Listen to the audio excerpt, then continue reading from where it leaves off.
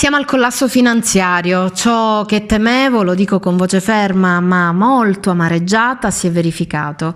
Domani siamo stati convocati da parte del presidente Catalano ad una conferenza capigruppo avente ad oggetto appunto il problema che si è presentato, che per quanto mi riguarda non sembra una situazione nuova ma che oggi precipita drasticamente sul bilancio, sugli equilibri di bilancio che sembrano non esserci. A certificarlo è il nostro dirigente del settore finanziario, il dottor Mantione, messo alle strette tra parentesi da quella che è l'articolo 153 del testo unico, che gli impone, e sottolineo impone, di rendere noto di comunicare qualora vengano evidenziati eventuali squilibri, pena la responsabilità diretta.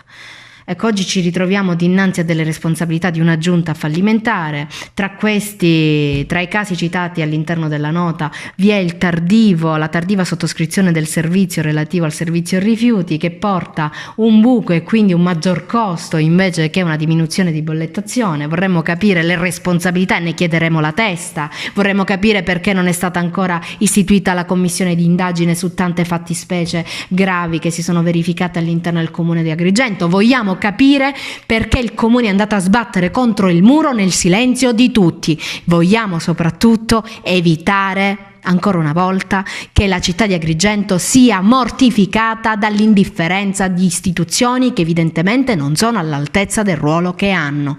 Detto questo, domani vi aggiornerò sul risultato della conferenza capigruppo. Di certo vi sono solo due strade. Una, e almeno questo viene evidenziato dagli articoli che cita il dottor Mantione all'interno della nota, una manovra correttiva drastica, e tra questi purtroppo serpeggia nell'aria lo spettro di licenziamenti di massa, altro che stabilizzazioni, e spero non accada, e l'altra l'attuazione del predissesto. Non voglio neanche citare la terza possibilità, perché vuol dire la morte finanziaria con il dissesto di un comune capoluogo di provincia importante che doveva essere il fiore all'occhiello di una provincia sempre più martoriata. Domani vi aggiornerò.